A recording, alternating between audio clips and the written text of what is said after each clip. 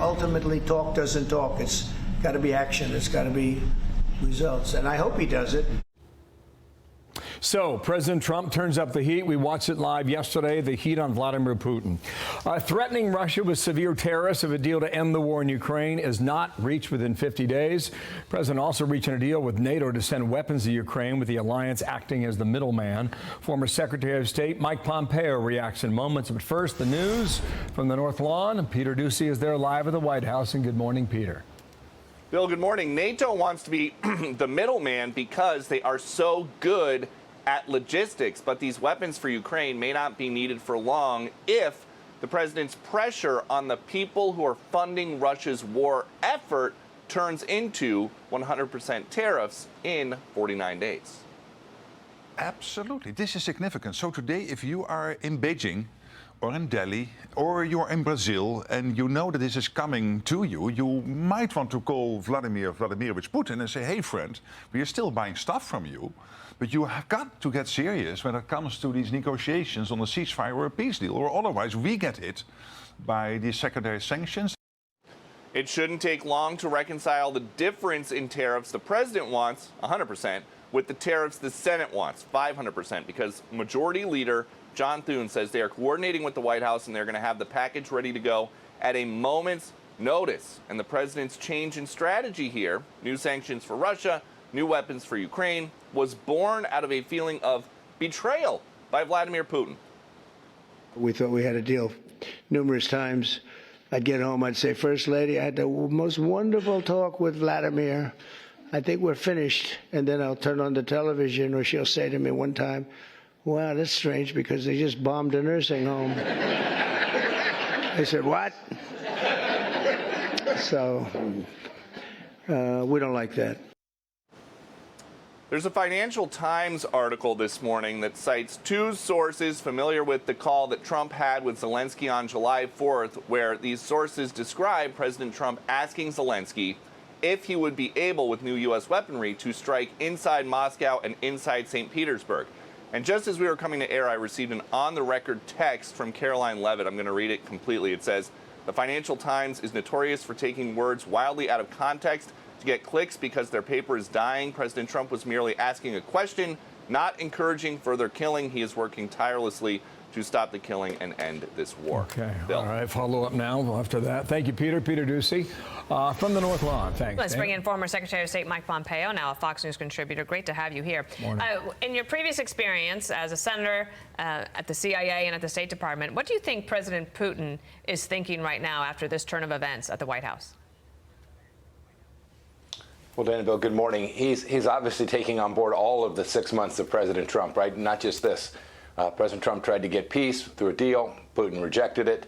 The United States then entered an economic agreement with Ukraine called the minerals deal, what have you. Again, ratcheting up pressure, making even more of an American commitment. And then we saw what the president did yesterday.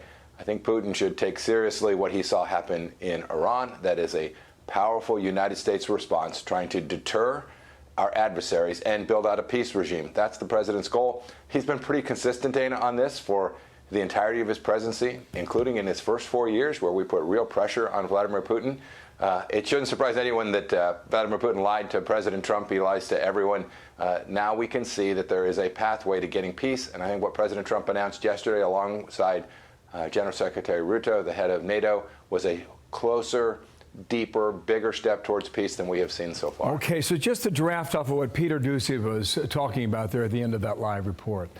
Patriot missile batteries are not nothing. They're very effective. They can defend human beings literally against missiles.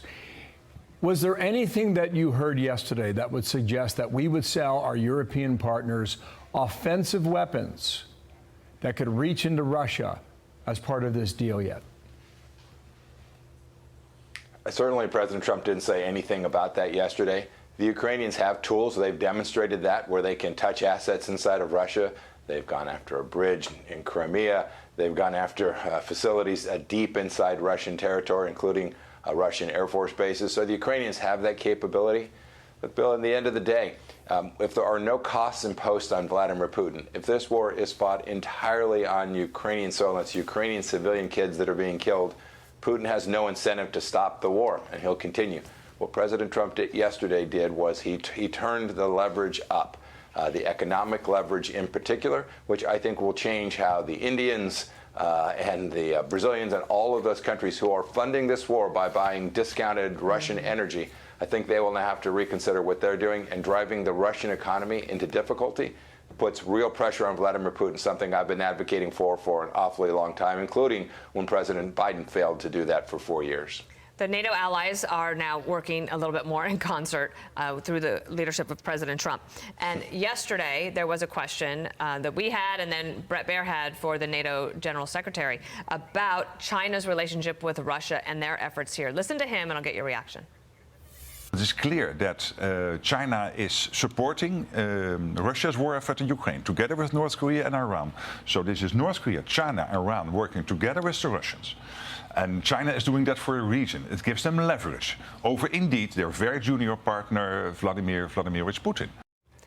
Your thoughts on the China-Russia connection here as it relates to Ukraine? Oh, make no mistake about it. In spite of Xi Jinping, the leader of Chinese Communist Party's denials, the Chinese have been supporting, funding, providing technology, and then ultimately directing Chairman Kim to send his young men, right? Didn't send Chinese kids to fight and die in Ukraine. He sent North Korean kids. They are deeply coordinated. China does not want to see the West prevail in this conflict.